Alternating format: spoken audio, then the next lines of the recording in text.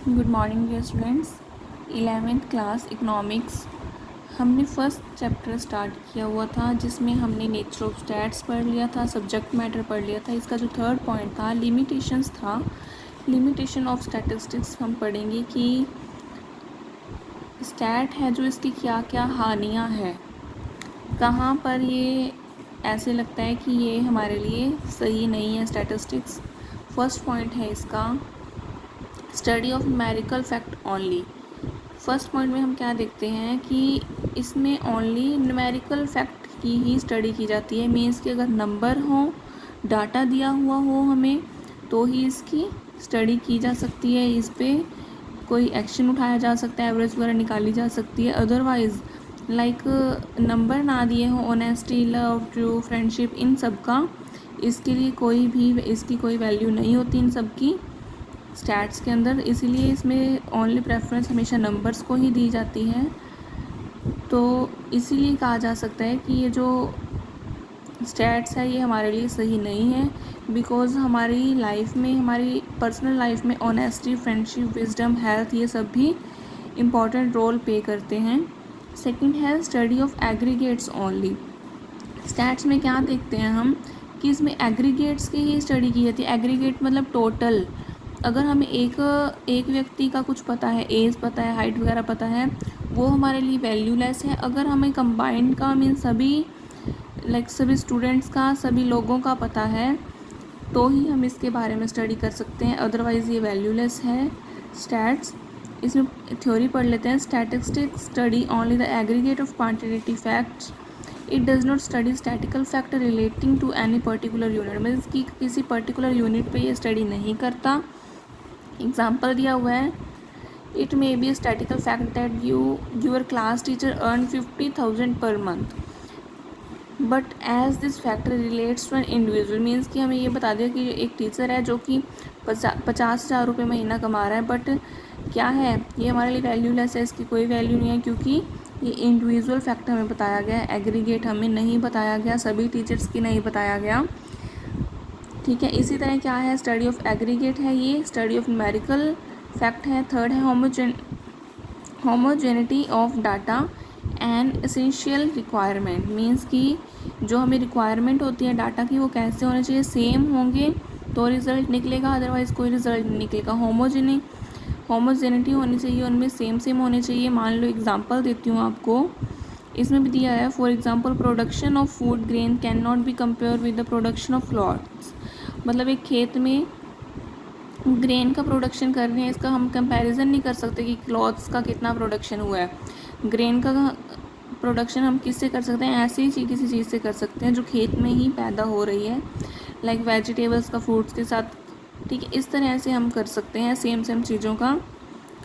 तो डाटा कैसा होना चाहिए, सेम होना चाहिए, उसमें होमोजेनिटी होनी चाहिए। फोर्थ है results are true only on an average.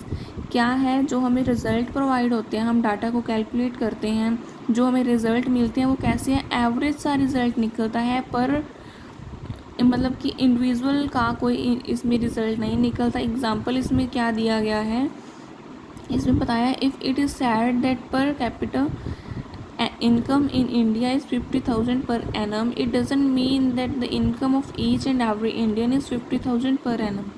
Means कि इसमें एवरेज बता दी।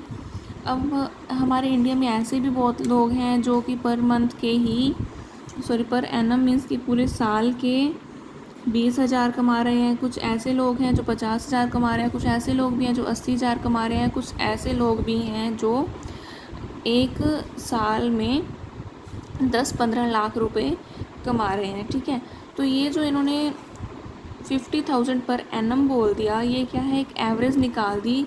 मीन्स कि जो हमारी टोटल इनकम है, इसी को डिवाइड करके हमारी पॉपुलेशन के साथ जो एवरेज निकाली है, वो इन्होंने 50,000 बताई है कि पर पर्सन के पास 50,000 पर इनकम आ सकती है अगर इनको बांटे तो। ठीक है, फोर्थ पॉइंट में मीन्स कि ओवरऑल हमें क्या बताया है कि ये जो रिज़ल्ट निकलते हैं ये एक एवरेज रिज़ल्ट हैं, इंडिविजुअल रिज़ल्ट नहीं होते। फिफ्थ है विदाउट रेफरेंस रिज़ल्ट में प्रूव टू बी रॉन्ग। कहते हैं हमें रेफरेंस चाहिए, इसके लिए संदर्भ चाहिए कोई, तो ही जो हमारे रिज़ल्ट है वो ट्रू होंगे। In order to understand the conclusion precisely it is necessary that the circumstances and condition under which these conclusions have been drawn are also studied। क्या है कंडीशन, सर्कमस्टांसेस के अंदर इसकी स्टडी की जानी चाहिए और ऐसे होने चाहिए जो हमें अच्छे से अंडरस्टैंड हो सके, समझ आ सके। इसके बाद हम देखते हैं, इसमें एग्जांपल दिया हुआ है, in the business of cloth profit earn during 3 years। मतलब कि एक बिजनेस है क्लॉथ का, कपड़ों का बिजनेस है, उसमें क्या बताया गया है, 3 सालों की इनकम बताई गई है।